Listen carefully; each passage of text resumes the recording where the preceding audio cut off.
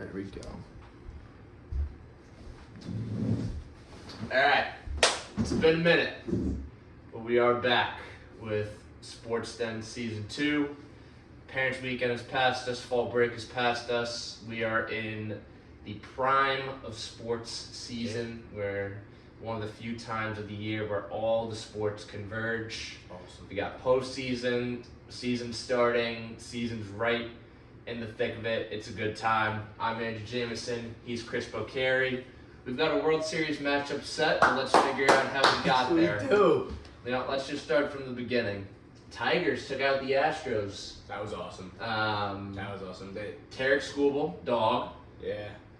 That game was actually, was it 3 weeks ago now? Yeah. That game was happening right after we ended our show, during our show. They won game 1. We were like, hey, they have a chance. They won game 2. That was awesome. Hate the Astros. The Tigers look good. Orioles, who I picked in the American League, if I recall, put up 1 run in 2 games. Ironically, they only gave up 3 runs. Mm-hmm. But offense can only get you offense. You need it to win. Bobby Witt was clutch when it mattered, and It just seemed like their whole offense has been cold like September onward. They just weren't producing at the same level that got them to the top of the year at least. fair enough. Best wild card series by far. Mets Brewers. The only one with 3 games. Alright, game 1. I was shocked how well Severino did settling down after giving up those 2 after that awful first inning. Definitely had the bases loaded, but he got out of it, minimal damage, and then the Mets who played in offensive spurts entirely. Yeah, it's been ridiculous. And that game 1, that 5-run fifth, and then when one bat gets hot, it's contagious, and that was evident all series. For the Brewers, though, in this series, Jackson Chourio, star in the making. 100%. He's phenomenal. I don't really know what else to say. He's great. Yeah, he had some errors in the field, but that comes with time and reps, so he'll definitely be star in the future. Game 2, that was an experience in itself. Wasn't even on campus for that one, actually. But Garrett Mitchell hitting the game-winning 2-run homer, that was it's sad. Sucked the life out of it. But I'm just happy we got 1 wild card series to go to 3 games. Yeah. Game 3. Oh man. This was a night. Pitchers duel. Quintana played phenomenal. And then Jose Buto comes in. You have a pinch hitter in Jake Bowers. Gone. Sal Frelick, a stolen base guy primarily. First pitch afterwards, cranks in 450 out. 2-0. I'm dead serious. I don't know what happened. Jose Buto, we praised him for being one of the better guys in the rotation for so long in the bullpen. He's much better as a bullpen than he was a starter, but those were meatballs. So, yeah. And this is a regular day of being a Mets fan. Being down, looking like there's no hope, 99-1 odds.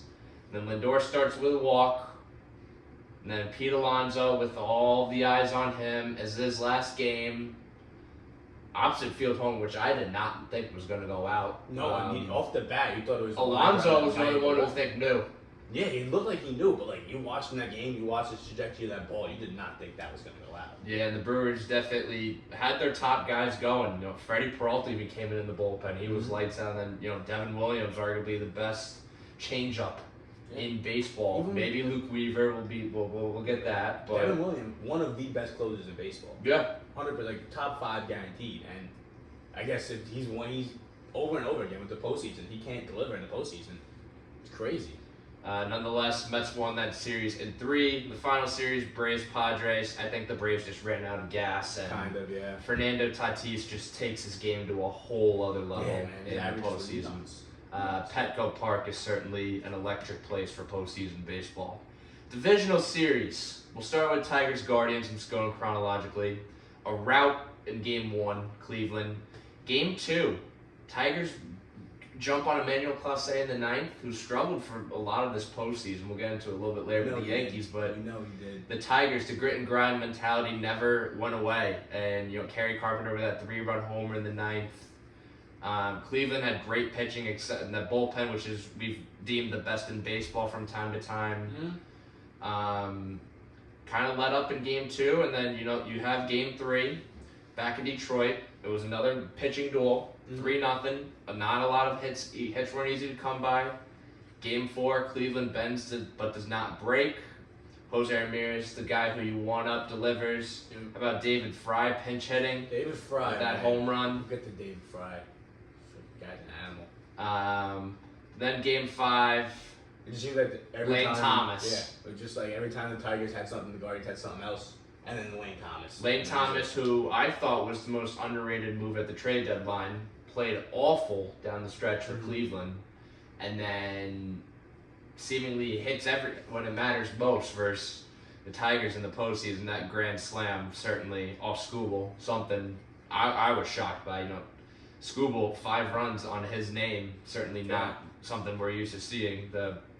Most likely Cy Young. Like when you see a guy 3 times, you're gonna start to adjust. You're gonna see him better. It's a lot better. And I feel like that's what happened in this game.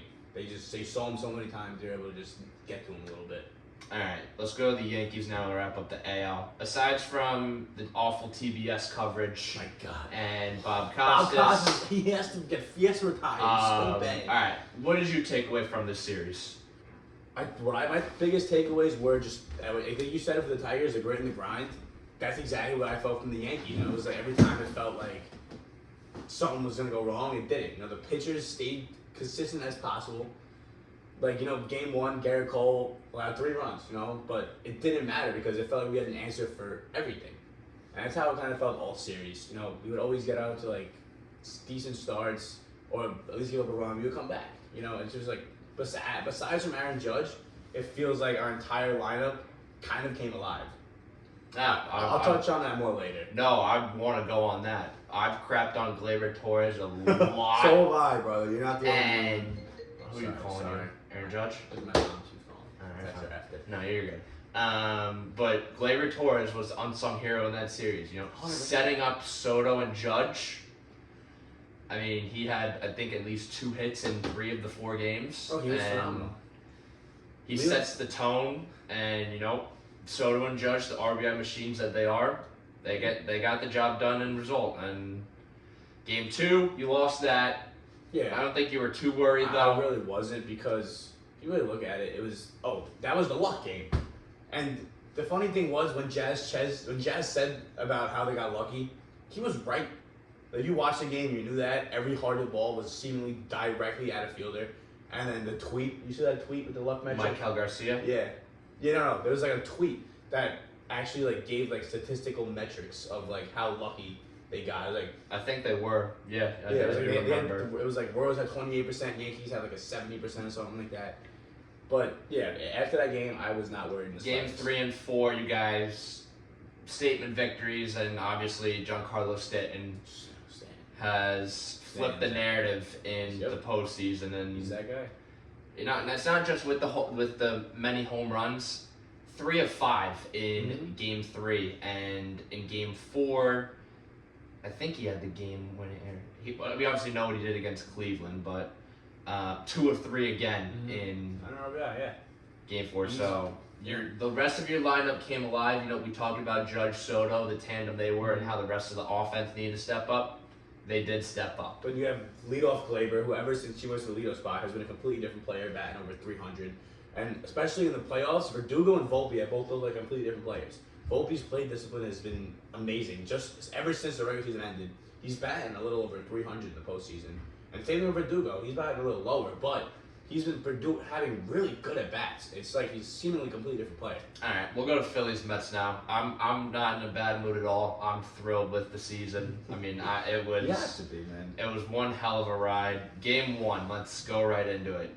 Every game in this series was great. It was entertaining. Cinema. Kyle Schwarber, second pitch of the game, 460. That was a bomb. And then Mets offense looks lifeless. Zach Wheeler's dealing. And then Phillies bullpen comes in. And then what did the Mets do?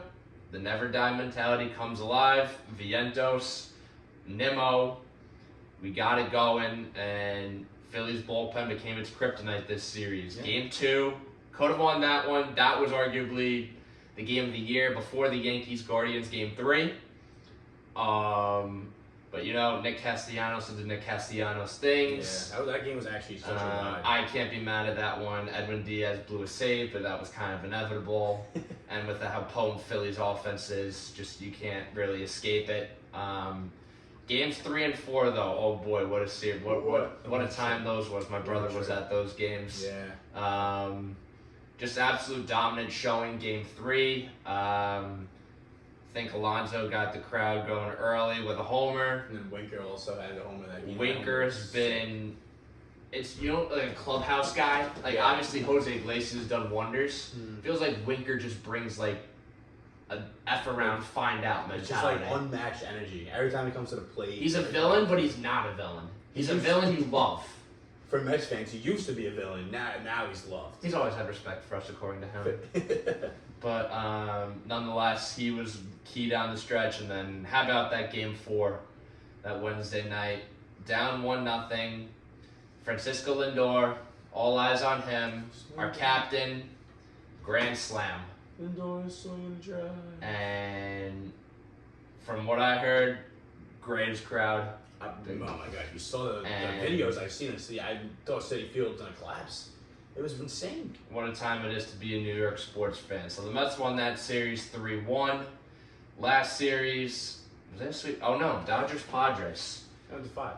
It did go to 5. However, a lot of these games were blowouts. Yeah. Game 1 was very good. Mm-hmm.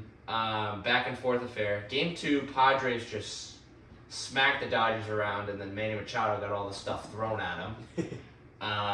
Game 3, Padres took care of business at home. Freddie Freeman was hurt, so. But then the Dodgers really, the pitching was what won them the series in games 4 and 5.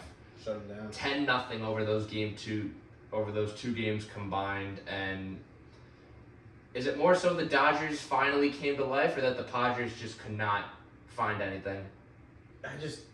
Look, game 4, the Padres went up 2-1. They started. You gotta look at the box score. End of the third inning, it was 5-0. I guess maybe you feel defeated, maybe you don't, but it just seemed like they had nothing going. Like Tatis couldn't hit the ball. It just seemed like they got shut down. Because the Dodgers have been doing a lot, and I mean a lot of bullpen games this postseason. And I know they're injured to hell and back right now with Kershaw, Glasnow. Like the rotation's primarily Yamamoto, Flaherty, and then bullpen or like Michael Kopech, who's a starter / pen guy. He's kind of like a utility pitcher in that sense. But the Padres, that was theirs for the taking. Kopech's been lights out. He was one of the best pickups they had. He's been phenomenal. Well, I mean, going from the White Sox to the Dodgers can do that for you. Then also Miguel Vargas's case is going from the Dodgers to the White Sox. Mm-hmm. You see that morale based on his face. Yeah. But we'll go to the championship series. I'll start with the NL one just to get it out of the way. These games were all kind of blowouts in a sense. Yeah, it was very weird. They were blowouts. I didn't hate it. It was weird to watch. It was. Because a lot of these games were decided by the 5th or 5th inning. Dodgers go up early in game 1. Mets never really mount an offense. Vientos hits a grand slam game 2. It's all Mets. Game 3, Mets struggle. And Walker Buehler turned into 2021 Walker Buehler, which makes no sense. Shohei Ohtani hit a bomb. And then game 4, kind of a similar story. Dodgers just are a better team on paper. Every Cinderella run comes to an end. Game 5, Mets, good for them to win 1 at home in the postseason. Game 6, Dodgers close the door, gets them west for the World Series. As a Mets fan, I can't complain. That was one hell of a ride from 0-5 to OMG to NLCS. I'm looking forward to 2025, and hey, we're cutting a lot of money. Yeah, you got a lot of money to spend, man. I like the direction you guys are going in now. I don't want to see you guys blow up your whole roster like you did to get Verlander and There are more questions than answers. Manaea, Winker, the main one, Pete Alonso. How much are we going to pay him? Because he was very good in the postseason. Yeah, but he was terrible in the regular season. Yes. How much does that boost? What risk are you going to take? If I'm going to say right now, I think he's going to get 6 years, 150. I don't hate that. I think Pete has been adamant about staying for the Mets, and I think we saw it with Brendan Nimmo, the loyalty. Yeah. And if one buys in, the rest of them will buy in. 100%. With Manaea, with Winker, there's definitely way more. I'm just blanking on names, but they have all the pieces in place, and they went small, and it worked. Yeah. The chemistry benefited. You don't need the big guy names to win. I know the World Series matchup goes against that, but look at the Guardians though. We'll go into Guardians-Yankees now. Yankees won. It was a hell of a series. I can't lie. Yeah, the first two games, the ALCS Championship Series were kind of dull start. Mm-hmm. Then Game 3 happens. Game 3. And then Cleveland becomes the sports hub. Yeah, I'm not gonna lie. I was one of those Yankee fans that overreacted to Game 3 because the way I was looking at it was, all right, we're up 2-1. At the same time, we just lost this game in Cleveland. We have 2 games left in Cleveland where we could potentially go down 3-2. We used all of our relievers in that game. Both Clay Holmes and Weaver both got go-ahead home runs hit off them. Their confidence might be shot. It's like, this can go very wrong. And I'm very happy it did. Well, let's look at Game 3. That was Cleveland had the game, up 3-1 going into the 8th. Class A. Aaron Judge. Against Class A. Yes, Class A comes in. More often than not, the postseason, coaches, managers love to stretch their relievers, their big-time arms to get out of jams. Manuel Clase only gave up 5 runs in the regular season, gave up 10 this postseason, and Aaron Judge finally got going with that 2-run homer to tie the game. Stanton hits the homer right after. All the Yankee fans are going crazy. Sam Rubin in the Recplex too. Hefter. We were all going crazy. And then 20 minutes later, after we all left, David Fry had a walk-off 2-run homer. You can't leave out Big Christmas there. Oh, I completely forgot. No, I will not leave out Big Christmas. Bottom of the 9th, 2 outs, 2 strikes, 2-1 home run, 2 extras. It was, I couldn't believe what I was watching. Couldn't believe it. But it was cinema as a fan. As a baseball fan, yes, it was cinema. I couldn't believe it. Cleveland was in an uproar. But then Game 4 happened, and then you were pretty happy. Yeah, once Game 4 happened, I was like, yeah, we're going to win the series. It's okay. Even though, again, it was a great game. Phenomenal game. Torres stepped up again. Luis Gil wasn't terrible, his first postseason start. The bullpen was kind of a little bit sharper, except for Jake Cousins, who gave up 2 runs. Tommy Kahnle, the unsung hero of that game, though. Yeah, Tommy Kahnle's that guy. Always been that guy. From Yankees to Dodgers, it seems like you just can't escape the Yankees, but the Yankees, he got the Yankees to the World Series in a sense, and then Juan Soto, Game 5. Goodness gracious. That, one of the best moments I can remember in recent history. It was Saturday night, parents' weekend. We're sitting in the house watching the game, and you just watch that go, and you're like, oh my god. And it just blank kept check? going. Blank check. Blank check. I'll buy all the chicken buckets they want me to buy. The what? The chicken buckets. The overpriced chicken buckets at Yankee Stadium that cost like $18 for 5 chicken tenders and french fries. They're really good chicken tenders, but they're not worth $18. Alright. Nonetheless, we have our World Series matchup. Yankees-Dodgers. Yes, sir. 2 blue bloods of baseball in a sense. What are you looking for in this series? What are you going to be watching for? As a Yankees fan or as a baseball fan? Both. Okay. Baseball fan, I want top guys to show out. I want Aaron Judge to stay a little bit hot as he's been of late. Stanton, Soto. I want standing for the Dodgers. I want to see the good games, big battles. Yankee fan, I want to see our pitching pitch the way they definitely could. I want Caracola to shove Game 1. And by the way, who's going Game 1 for the Dodgers? Flaherty. I think we can pounce on them Game 1. I think we win Game 1, we have a really good chance at winning the series. Besides the point, I want to see our pitchers continuously step up and stay with our bullpen, and I think they will. They've been consistent. They've been good. Rodon had a great game against the Guardians. I have full trust in those guys. the offensive star power is definitely on full display for both teams. You see the ticket prices? Did you look at those? And parking's even brutal. Oh, I'm not. Yeah, no. Can't even imagine. I like my TV. Yeah, so do I. But all right, prediction. Yankees in 6. So they're not going to win it at home. Nah. Dodgers are taking. I say we go 7. Mm-hmm. You can take Dodgers, aren't you? I'm going to take the Dodgers. Yeah. That offense with 3 MVPs. I know Judge and Soto. I know what they bring. The Dodgers lineup, though, is I give them the edge. I don't think Will Smith is going to have as atrocious of a series as he did versus the Mets. Max Muncy has been huge. Teoscar Hernandez can get it going. The other Hernandez, Kike, plays like Barry Bonds in October. The season's unbelievable. My main thing is pitching. Yes, the offense is there. Mm-hmm. You're not going to stop these guys entirely. You're not going to stop Judge, Soto, and you're not going to stop Ohtani, Betts. Freeman. You're not. Well, I'm still curious about Freeman and his injury. I think that's still definitely a factor, and we know he's going to play. Yeah, but how much of a factor? Because he was running the bases in that series against the Mets, he did not look comfortable. Really? He did not look great. And if it's a lefty-lefty game, so if it's Rodon, I don't know if he'll play 100%.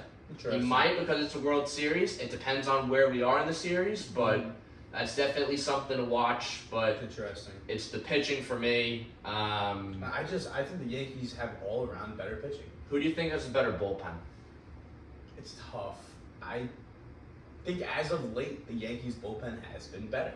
Especially in the postseason alone, Yankees bullpen has been outstanding. They've been the best in baseball. I'd give the edge to the Yankees personally. I think Weaver has been phenomenal as a closer spot. Clay Holmes in the setup spot has been lights out. And then the other guys, like Jay Cousins has been good all year. Canley's been good all year. I give the edge to the Yankees. I think the Dodgers, I'll give it to the Yankees for the sole reason that the Dodgers, I think, use too many too frequently. Yeah. Game 6, 7 relievers. Mm-hmm. While that can be good, you're going to need a starter to go at least 4 or 5, one of 2 games. It was just like because when you have 3 straight games in New York, more likely than not, that's when you're going to be tested. Yeah. Because that's when 8 and 9 can get to you, and both of these lineups, 1 through 9, can hurt you. For Game 6, I didn't see a reason for them to use that many guys. I didn't get it. I mean, obviously everyone's going to be at full strength now, but the health is certainly a big factor. Like in this series, it's going to go multiple games. Like they can't be doing that. Yeah. But it also feels like baseball fans always have something to complain about. We get the marquee matchup of cinema of the Juggernauts. Yeah. Like, this is how many spend money. So predictable. And last year we get Texans Diamondbacks. It's like, small market. Nobody's gonna watch it. Yeah, exactly. Did you see the viewership for Mets Dodgers and then Yankees Guardians? No. 20 million for Mets on Fox Game 5. And then TBS Game 6 drew like 7.8 million. It's nuts. That's what the Mets do, though. That's what the Mets do? I'm not going to imagine the possibilities of a Mets-Yankees World Series because we're past that. Insane. But I would. New York is kind of safe for now. We beat you guys in 5 games. New York is safe for now because I generally think that this city would burn. I would not have been surprised. They riots. I'll just mention one thing going off New York. Congratulations to the Liberty winning first WNBA championship. Hopefully the Yankees bring one home for Chris to end that streak of, I don't know how long it's been since the Giants won the Super Bowl last, but that's the last time a professional New York sports team has won a Power 4 championship. So long ago. Is it the year? It should be. If there's ever been a year for the Yankees since 2009, it's been this year. Are you going to the parade if they win? Oh, 100%. It's not even a question. I will miss probably a few days of school just to go home and party. I've been waiting my entire life for this shit. My entire life. A lot of Yankee fans have said that, but now is their chance and they need to make the most of it. We will. But that being said, NFL is still king, I feel like, in terms of viewership, and someone's passed someone in Pick'em. I'll say what I said before the episode started. I can't compete on a weekly basis when you only have 2 losses a week. Is there nothing I can do? You know, I'm having good average weeks. Like, I'm not having bad weeks. No, you're not. That's the thing. I'm not having bad weeks. 10-5 last week, 10-4 the week before. Like, you're not having bad weeks. You're just hot. I went 12-2, and then 13-2. Like, get the fuck out of here, Both games I picked wrong. The London games. I'm not gonna talk about that. Both games that you had wrong were the games I got those wrong. I had faith in teams that have heavy reputations but disappoint when it matters most. Nonetheless, I'm not going to go game through game. We'll just go over the state of the NFL. Just going to go with the say is right now. If I didn't have continuous trust in my Jets, I'd still be winning. So I am up 1 as of this moment. It's the Jets. Always the Jets. Always the Jets. It helps me make up for fantasy. I'm 1-6. I'm 5-2. So yeah, you have me on. You have that over me. My team's. I'm winning the championship. It feels like the Bills are running away with the AFC East. Unfortunately. How about them getting Amari Cooper though for basically nothing? Yeah. I hated it because, one, it was about how many minutes after Devontae Adams? Not even 2 hours. Right. Hated it, and you know it's gonna make them a better team. That was literally one of the only things they really needed was another good wide receiver. So hated that, but they're gonna run away with the AFC East. Unfortunately, I hate to say it. The Jets suck. Bills beat the Jets on Monday Night Football, 23-20, October 14th. God, we should have won that game. It feels like the Jets are desperate at the moment, and the Bills are the favorite in the AFC East, obviously. Pats 1-6, Dolphins without Tua look lifeless, although Tua's aiming to return Week 8, which is just not going to end well, I think. He just can't. He doesn't want to wear the Guardian cap either. I mean, it's just like, I'm scared for him. I really am. All right, let's go with the Jets. 2-5. You've lost 4 in a row. Not trying to be harsh, but this is reality. Reality is we suck. I still think it's our coaching, but at the same time, I really just think that we're cursed, and we're always going to be cursed. Doesn't matter how many good players we have. We have the best wide receiver core in the league. You traded for Devontae Adams. Yeah, that's what I'm saying. Best wide receiver core in the league. We have a top, I'd venture to say 5, maybe 7 defense in the league. That's not bad. That's reasonable. And it's just, we just got Hassan Reddick. So we're 2-5. We blatantly suck. But we can't tank when we just got 2 stars and you have all these stars in your roster. You can't tank. We're gonna finish 7-10 again.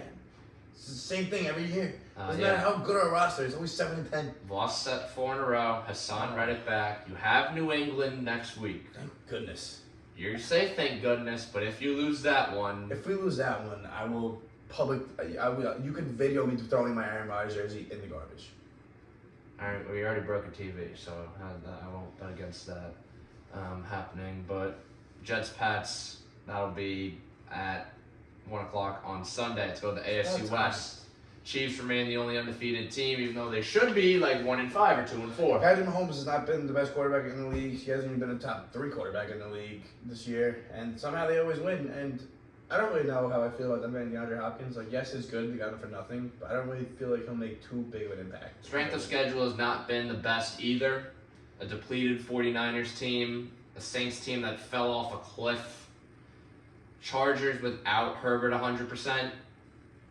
Yeah, this team should not be 6-0. But, here we are. 6-0 is 6-0. You can't deny that. Like, I feel like they versus the Ravens this next week. They lose pretty convincingly. They have the Raiders this week, and the Raiders brought in DoorDash Desmond Ridder. Did they? They did. Oh, goodness. So, just another chaotic and, kind of free win. Weird thing in the NFL. This NFL season has been fairly weird. Speaking of weird, Broncos are above 500. Stupid. Broncos, the one separator in Pick'em for also. I picked them to beat the Saints. 33-10. How did that happen? Because Spencer Rattler's their quarterback, and New Orleans throws people right into the fire, and they're not prepared. And Denver does not have a terrible defense. No, they have. Pat Surtain is him. I would also say they have a top 7 defense. The Saints, yeah, absolutely. The Broncos, 100%. They have a defensive fantasy. They're disgusting. I'll never forget sitting in the pouring rain at MetLife Stadium watching Aaron Rodgers not be able to throw a touchdown for an entire game. That was 10-9. Well, that's where the season kind of just... That was the end of our season right there. That game was it. That was it. I was there in person. Terrible. My condolences. But, Chargers. Herbert, is he wasting his career on the Chargers? Yes. They lost to the Cardinals 17-15. Herbert threw for 350, but they still lost. And Kyler didn't even throw for 150. But the Chiefs, we all know they're going to win the AFC West. Raiders, they're just downfall. Tom Brady is the only relevant news that Tom Brady's now a minority owner. Mark Davis has an awful haircut. But here we go. I'd say the best team in the NFL, in the AFC at least, the Ravens. I'd agree with the AFC part. No, I don't know if I'd agree. NFC, I think I know where you're going with NFC. Definitely do. But AFC North, best division, I'd say, except for the Browns. Right now, Ravens have won 5 in a row. Derrick Henry's been a monster. I mean, we knew even before. It's like, because everyone loves playing man in those simulations. Him in Baltimore would just be lethal. Mm-hmm. And when it came in reality, we all had these expectations. And the first 2 games, they weren't there. Ever since they got it together, man. They're off. He's running for 7 yards a carry. Yeah, he's scoring at least a touchdown a game. 9 touchdowns this season. They've won 5 in a row. Lamar looks amazing. Their offense has put up 30 plus in 4 straight games, 20 plus in all games this season. Beat the Commanders, which was a very good game actually. It was a very good game. Beat the Bucks on Monday Night Football. Lamar's just that guy. He really is just that guy. 281, 5 touchdowns, and he owns the NFC. I love having him in fantasy. He owns the NFC. Yeah, he really does. The only time he doesn't play well is versus Patrick Mahomes. It's the only time he doesn't play well. I don't get it. But Derrick Henry again, monster. Mark Andrews came back alive. 2 touchdowns. We'll get to the Bucks in a little bit. They were ravaged with injuries on Monday though. Steelers though, 5-2. That's not. Is it a fluky 5-2? No, they have the best defense in the NFL, and somehow Russ looked phenomenal.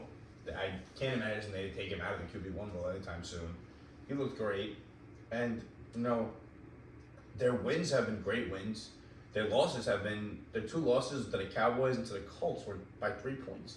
They're a competitive team through and through. Najee Harris has kind of had a renaissance in a sense, but my main thing is the quarterback. Right move or the quarterback move? I questioned it at first, and then I watched that game, and Russ looked phenomenal in that system. The chemistry also just looked it looked like he undeniable. He played much better. It looked like he was having a much better time, and it looked like he was able to get the receivers involved a lot more. When Fields was quarterback, he was like Pickens was getting like 4 or 5 targets a game. Russ comes in, he's getting 9, 10, and he had a great game. That's what they need. They need a solidified wide receiver 1. And you need someone that's Pickens has the potential to be one. Do you trade for someone? Probably not, because DeAndre Hopkins now just went to Kansas City. But it's just now you have a quarterback that can throw the ball in the air. That's like not only looking down to run when the pressure comes to him. That's what Russ does for you. Actually, the Chiefs tried to trade for Cooper Kupp. It was the Rams were asking for basically the kitchen sink, but lo and behold, Bengals may be back. It's just if they have such a tough run. They beat the Giants 17-7. The competition has not been great. It's just that was not a pretty win. However, they did push Baltimore to the limit, which was a very promising result despite the effort. Despite the result, Burrow played phenomenal, almost 400 yards, 5 touchdowns and a pick. Jamar Chase looked like Jamar Chase. LSU wide receivers have been going off. 10 for 193, 2 touchdowns. Just like the Bengals play the competition. Crazy. Like you're going toe to toe with the Ravens, losing 41-38 in overtime. You're versing the Giants, you win 17-7. You're versing the Patriots, you're losing 16-10. And then you play the Chiefs, you lose by 1. It's like a crazy dynamic they have. The fortunate thing for them is that the AFC is wide open. There have been so many disappointments, one of those being the Cleveland Browns. Nick Chubb is back. That's a great feel-good story, but this is just a mess right now. And at the same we saw Deshaun Watson tear his Achilles, gruesome injury. That was terrible. It was disgusting to watch. But how do you not put in Jameis? You gotta go to DCR after that? I hated that. And DCR got hurt also. And didn't Jameis have a touchdown? Or am I making that up? I could be making that up. I don't think he did. Oh, no, he did. You're right. He did. I think you put Jameis in there. I don't think your season turns around. the narrative gets a little more fun, a little more happy. You know, I think it would make Cleveland fans a lot happier. And it's just, I feel like the vibes would turn a little bit. They need anything right now. Going to the AFC South side of things, Texans, tough loss against Green Bay. I'm not too worried about them. No.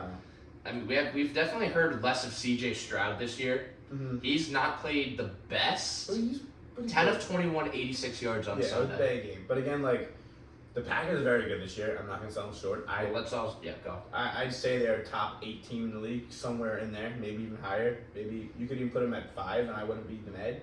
And then you're playing as the Packers at Lambeau. That's a tough task. We need to talk about Joe Mixon though. He said he was only starting his prime, and he wasn't lying. He was not lying. He was not lying. He's had, I don't even know what has gotten into him, but 2 touchdowns, 115 yards. Yeah. It's good to be a Joe Mixon fantasy owner. I'm not one of them. I'm not one of them either, unfortunately. Colts. Joe Flacco saving the season? I mean, the competition, once again, has not really been there. But now they're starting Richardson again. But they always do this. The Colts always linger around 500. I know why they want to play Richardson, and it makes sense. You know, he's young, he showed promise. But he's not good. He's boomer bust, but he's more often bust. He's a deep good. play guy. And he only has like one every other game. You know, he's not good. And Jonathan Taylor's injured, so the offensive line is taking a dip in the production. Game against the Dolphins was terrible. He went 10 for 24 with 129. He doesn't look good. And Joe Flacco looks so much better in the center for them. I wish they kept him in, personally. Jags, not much going on there. My only question is, when does Doug Peterson get fired? One more loss. One more loss? Who are they versus this week? The Packers. Packers. However, they beat New England fairly handily. Then wrapping up the AFC South is Titans. Skip. All right. NFC East. How about week 7? Who would have thought? I will say, Eagles are right on their tails. They are playing a lot better. Yeah. They are healthy. However, we have to give credit where credit is due to Washington. Hanging tough with a stout Ravens team, one that I'd consider the best in the AFC at the moment. Jane Daniels continuing his great rookie campaign. Is week to week with a rib injury after he suffered that versus Carolina. Okay. Marcus Mariota, 18 for 23, 205, and 2 touchdowns. Well, that's against the Panthers, so I need to see. I mean, I know, game, but still. How about the Brian Robinson having a great year? Who would have thought? The B. Robinson, you'd think Bijan, who's having a great year in his own right, but then Brian Robinson also popping off in a sense. Yeah. Defense has been, it's the Panthers. It's definitely still the biggest question mark on the team, and can you sustain the success? But nonetheless, good to see if you're a Commanders fan. Post Dan Snyder era. Eagles, playing a lot better as of late. Yeah. A.J. Brown is back, and I wouldn't say Jalen Hurts is back, though. Yeah, he's looking a little better, though. He's getting his weapons back. He's finding, I'd say he's finding his groove a little bit. Saquon, another 100-yard game, 176 in that game against New York in his return. Giants just can't seem to get anything going. Is it time? They benched Danny Dimes. I don't know why I'm calling him Danny Dimes. Daniel Jones. Excuse me. I think it was about time. I think they had to. He stinks. He does. And, I saw a stat the other day. 16 NHL players have recorded more points scored At MetLife than Daniel Jones has since the start of the 2023 season. How many of those are hockey players? 16. Artemi Panarin has 4 points at MetLife Stadium. Daniel Jones has not thrown for a single touchdown. It's insane. It's not good either. It's insane. But yeah, that contract looks worse by the week. Cowboys, another disappointment. Yeah, they can't get it going. Can I just say one thing? Yeah, go ahead. Jerry Jones is the problem. 100%. He's 100% the problem. And now that there's all the attention's directly on him because they're not winning the first time in a while, and all the media's on him, he's reacting horribly. He threatened to fire 2 radio hosts. He's making a terrible name for himself. Like, he has to go. He has to go. I think he needs to sell right now. After this season, Everyone wants him gone except himself. I don't know what's holding him back. We can shit on Mike McCarthy as much as we want, but Jerry Jones is probably worse. 100%. NFC West, Seahawks. Started 3-0, went to 3-3. Statement went over the Falcons on this past week, wherever DK Metcalf left with an injury. And with how disappointing the Niners have been, is this the Seahawks division? Honestly, I can see that. I really feel like if the Cardinals get it together, they can start being a good team. If Kyler could be a good quarterback after the first 2 drives of the game, and remember he had a 6'5" demigod named Marvin Harrison Jr. and throw him the ball, they could make a run for the division. You don't know what you're going to get from the Cardinals. You don't. They beat the Niners. They get walloped by the Commanders, who we didn't think would do much at the time. Mm-hmm. Then they wallop the Rams, lose a tight one to the Lions, and then get walloped by the Packers. You don't know which team you're going to get, but Marvin Harrison Jr. does bring a lot of promise. He had that concussion. Green Bay was able to stay healthy for this game today, or on Monday. But Trey McBride, you need to get him more involved. James Conner is a solidified, I'd say, Pro Bowler. I'd maybe agree. He at least deserves it. I know the small market bowl, that's a whole other issue. Yeah. But, not a terrible season for the Cardinals so far. 3-4 is not bad, and just there's so much move. You can see there's so much room for improvement that you're not worried. You're a little worried, but you're excited. Yeah. Jonathan Gannon has been, I think, more competent as a coach also. Definitely. Niners, oh boy. Just you're injury ridden, There's really, I feel like there's nothing you can do when you're. Well, also the Ayuk contract is not helping, and he just tore his ACL and is out for the year. Deebo Samuel is now injured. Yeah, you got Christian McCaffrey's been out. You owe Brock Purdy a ransom amount of money this offseason. Yep. Deebo's been in trade rumors. And then again, you still have CMC hurt. You have Trent Williams hurt. It's I don't know what there's nothing they can do in my eyes. It's just not their year. You're not playing the Patriots anymore. You're playing. Okay, well they have the Cowboys, so I could still see them losing that game. I think. I feel like they have nothing. Which on lesser offense. is going to prevail? I just don't think they have anything left on offense. That's just how I see it. Rams they've been struggling, especially it's not their year. Without Cooper Kupp and Puka Nacua out. Kyron Williams can only do so much. Some teams it's just not their year, not the Rams' year. To the best. Speaking of, okay, were you saying Lions? Yes, I was saying. I agree with you on this one. And I didn't second guess, but I really thought about it after Hutch went down. I was like, That was probably the worst injury I've ever seen live. Yeah, it was up there. And I was like, this makes them significantly worse. One player getting hurt when it's him, it really affects you. But they showed out again, and after they beat the undefeated Vikings in a great game, I was like, I can't not put them there. Jared Goff is arguably the best quarterback in the NFC right now. I'd say he should be top 3 in MVP voting pretty easily. His completion percentage is absurd. It's been 80. It's above 80. It's been 8 over the last 2 games. It's been 85. And he's throwing for almost 300 yards a game, limiting the turnovers. Montgomery did go down. Mm-hmm. However, Jahmyr Gibbs finally did something for me in fantasy with 2 touchdowns. But then again, they lost Jameson Williams for 2 games. He got suspended. Yep. But I'm not worried for them. I think they have so many weapons, and their defense holds down consistently. Those punter highlights, though. What was it, Jack Fox or whatever? Yeah. Crazy. But the Lions have a gauntlet coming up. No, they have the Titans this week. Then they get the Packers and the Texans. NFC North is, by record, the best division in football this year. Not a terrible game for the Vikings, though.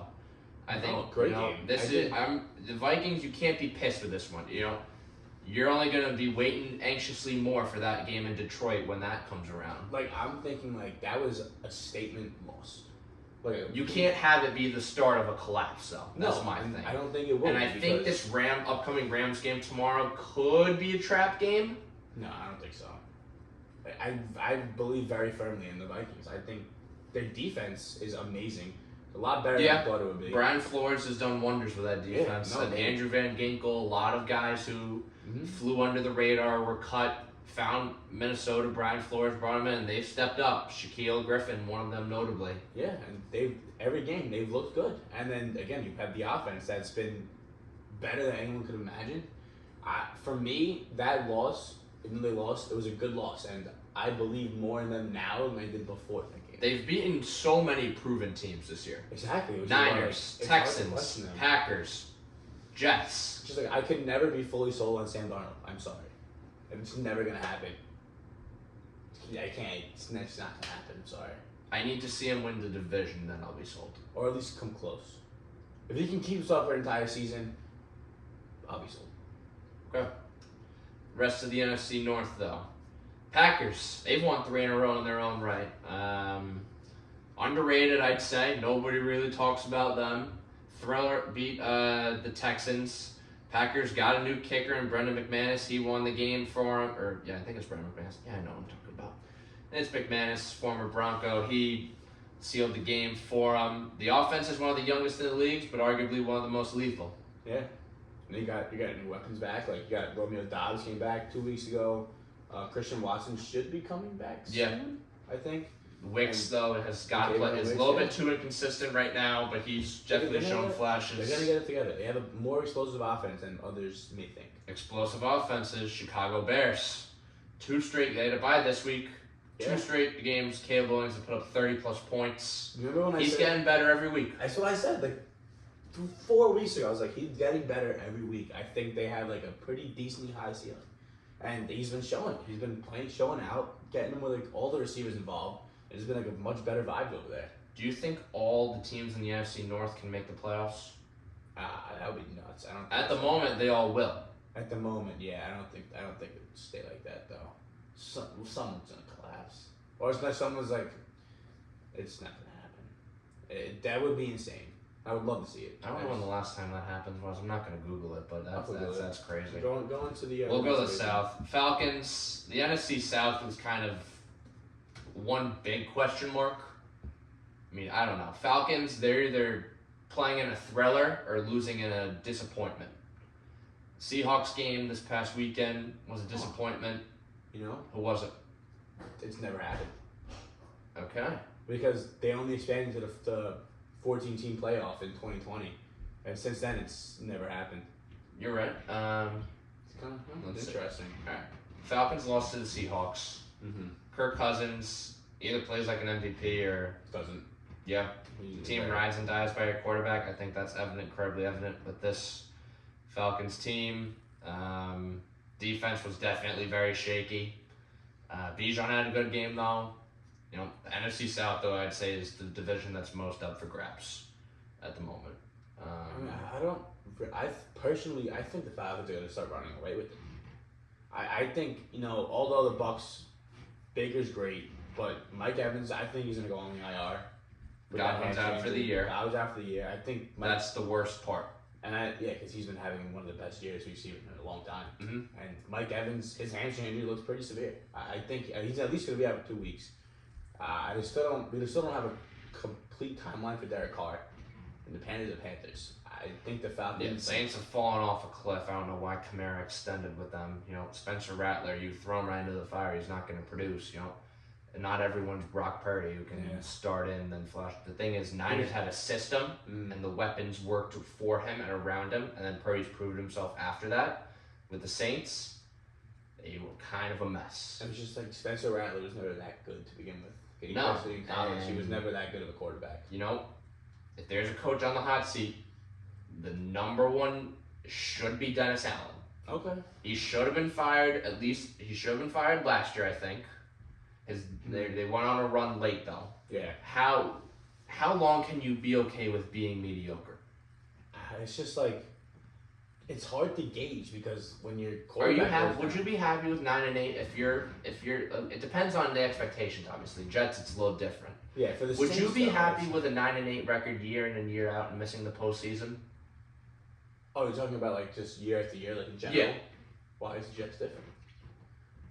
Because the Jets have expectations, whereas the Saints don't. I'm just saying.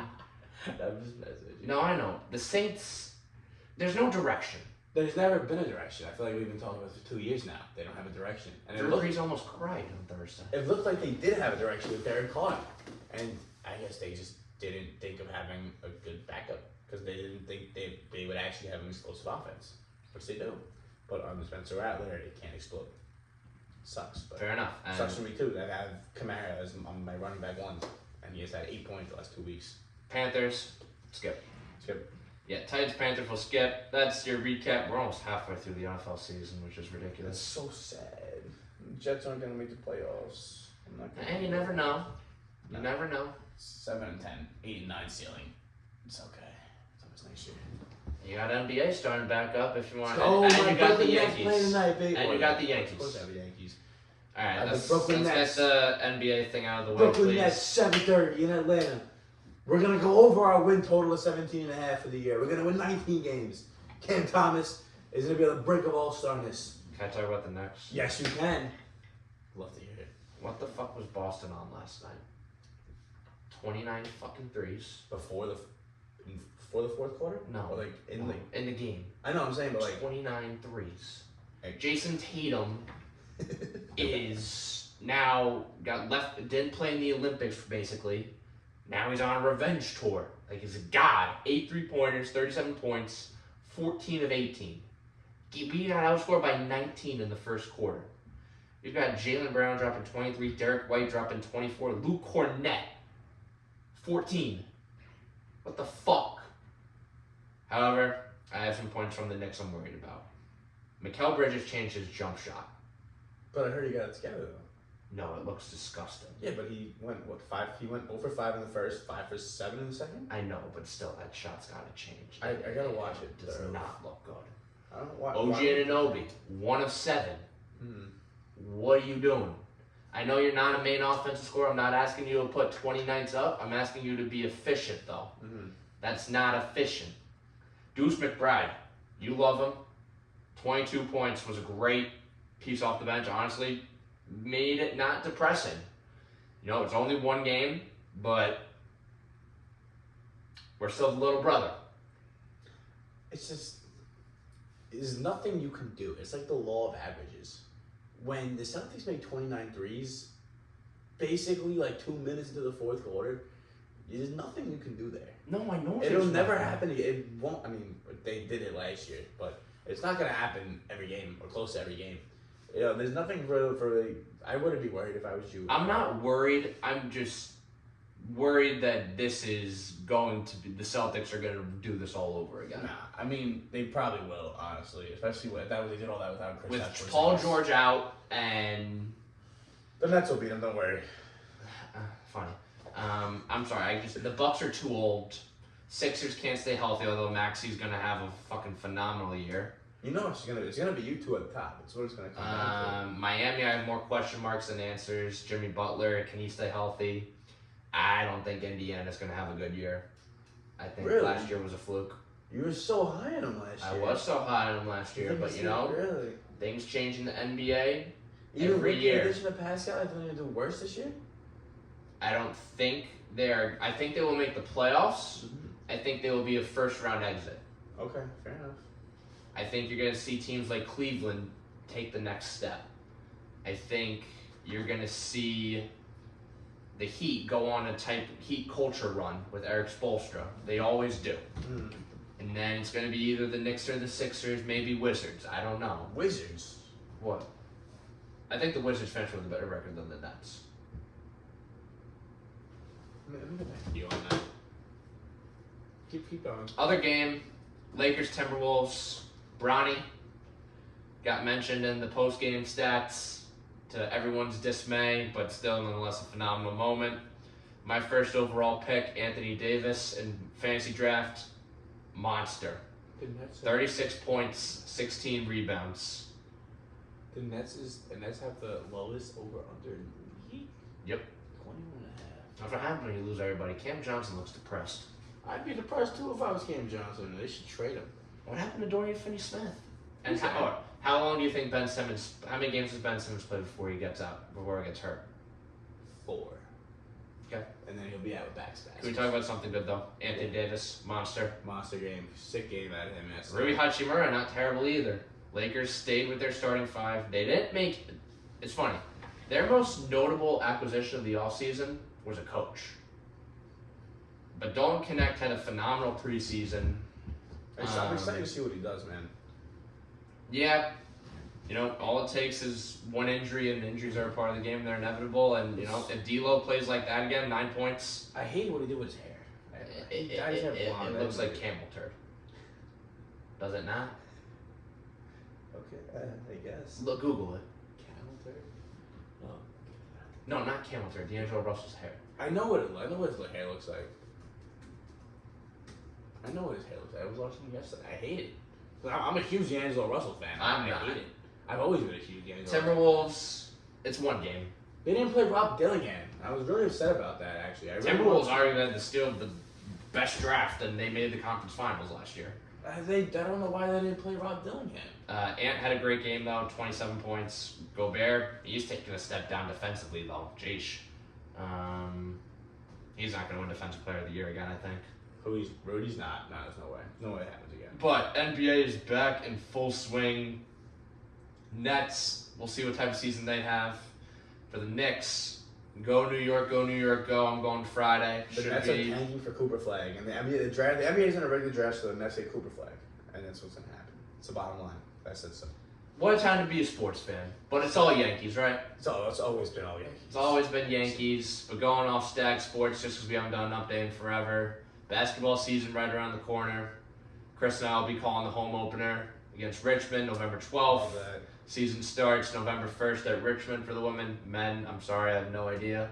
It's just there's no media coverage. It's happens with AP votes. Exactly. Yeah. Women's soccer's still going along. Men's soccer's been playing better as of late. Field hockey 5-1 in the conference. Volleyball undefeated in the MAC. Nice. And then game 1 of the World Series Friday. I'll have one comment on this postseason. The times suck. Yeah, I know. 5 o'clock.